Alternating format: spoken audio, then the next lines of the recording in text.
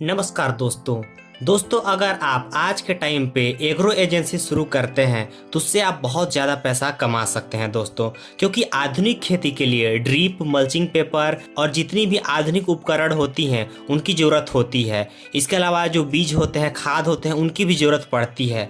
तो ऐसे में यह सब कुछ अवेलेबल होता है एग्रो एजेंसी में।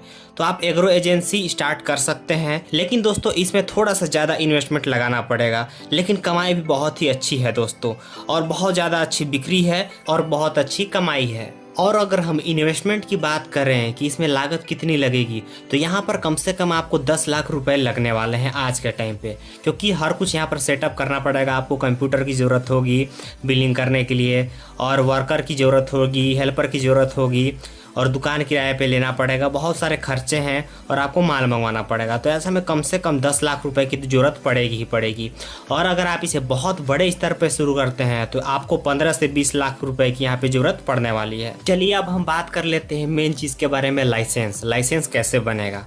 तो यहाँ पर मैं आपको बता देना चाहता हूँ कि अगर आप BSc एग्रीकल्चर से हैं तब आप जो है यहाँ पे लाइसेंस ले सकते हैं, या फिर आपके पास साइंस की डिग्री होनी चाहिए, यानी आप साइंस से पढ़ाई किए हों, साइंस से कॉलेज वगैरह किए हों, तो आप यहाँ पे जो है बनवा सकते हैं। ये मेन 2 तरीके हैं लाइसेंस बनवाने के। इसके अलावा अगर आप पढ़ाई नहीं किए हैं तो आप दूसरे के नाम से भी लाइसेंस बनवा सकते हैं, जो BSc एग्रीकल्चर किया हो या फिर जो BSc किया हो साइंस से। यहाँ पर मैं आपको बता देना चाहता हूँ कि खाद के लिए, बीज के लिए और दवाई के लिए अलग अलग 3 प्रकार के लाइसेंस बनते हैं दोस्तों। और यहाँ पे तीनों का खर्चा लगभग 15,000 रुपए आने वाला है। 15,000 से ज्यादा भी हो सकता है। आपको 15 दिन के अंदर जो है लाइसेंस बन के मिल जाते हैं दोस्तों। तो इसकी प्रक्रिया क्या है, हमें करना क्या होगा इसके लिए, तो चलिए इसके बारे में बात करते हैं। आपको अपने कोर्ट जाना है और एक वकील को पकड़ना है। बहुत सारे ऐसे वकील होते हैं जो कि यहाँ पे फाइल बनाते हैं, जो कि लाइसेंस बनवाने का काम करते हैं।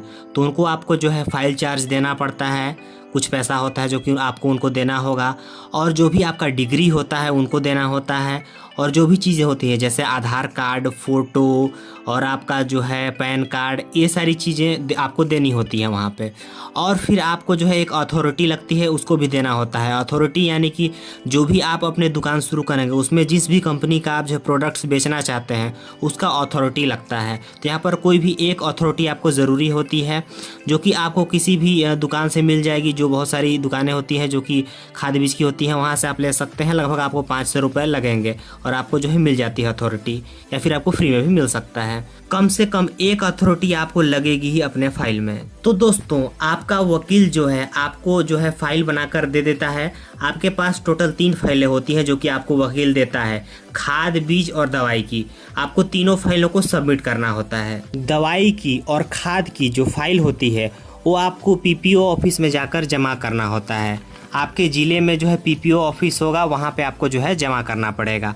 इसके अलावा जो बीज की फाइल होती है उसको आपको जो है DO ऑफिस में जमा करना होता है। अगर आपको नहीं पता कि PPO ऑफिस और DO ऑफिस आपके ज़िले में कहाँ है तो आप जो है पता कर सकते हैं। दोस्तों जब आपकी फाइलें जमा हो जाती हैं उसके कुछ दिनों के बाद आपको जो है वहाँ से कॉल आएगा। कुछ अधिकारी आएंगे आपके दुकान को देखने के लिए, आपके दुकान का निरीक्षण करेंगे, कितना साइज है, कितनी एरिया है, कितना स्पेस है वगैरह सब कुछ देखेंगे, और फिर वापस वो चले जाएंगे। और इसके कुछ दिनों के बाद आप दोस्तों जाकर पता करिए कि आपका जो है लाइसेंस बन गया या फिर नहीं बन गया। अगर बन गया होगा तो आप उसे ला सकते हैं। दोस्तों लाइसेंस मिलने के बाद आप अपना कारोबार आराम से शुरू कर सकते हैं, माल सेल कर सकते हैं, कोई भी दिक्कत नहीं है। दोस्तों इस बिज़नेस में बहुत ज़्यादा कंपटीशन है।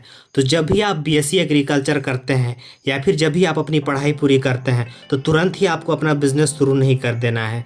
इससे पहले आप किसी प्रतिष्ठित दुकान में, जो बड़ी दुकानें होती हैं, वहाँ पे आपको अनुभव लेना चाहिए। आप वहाँ पे काम कर सकते हैं, बिलिंग का काम कर सकते हैं, या फिर वहाँ पे मार्केटिंग के लिए काम कर सकते हैं। आप जॉब कर लीजिए किसी अच्छी कंपनी में, किसी खाद बीज की दुकान पे, तो ज़्यादा बेहतर रहेगा। इससे आपको एक्सपीरियंस हो जाएगा। क्योंकि दोस्तों यह इतनी आसान नहीं है जितना आपको लग रहा होगा, क्योंकि लोग बहुत सारा इसमें इन्वेस्टमेंट करके लॉस कर देते हैं और अपना जो है बिजनेस उनको बंद करना पड़ता है। तो आपको इन चीज़ों का ध्यान रखना पड़ेगा। दोस्तों बहुत सारे ऐसे दुकानदार होते हैं जो कि इस बिज़नेस में गलती कर देते हैं।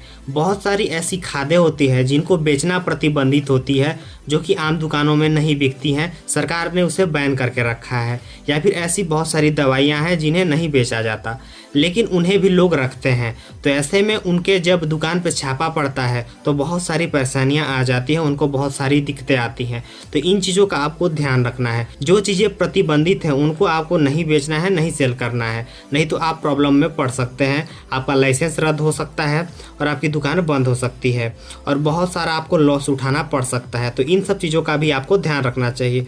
वीडियो पसंद आया होगा तो एक लाइक कीजिए, नहीं तो वीडियो को डिसलाइक कीजिए। अगर आपका कोई सवाल है तो कमेंट बॉक्स में कमेंट कीजिए। Thank you.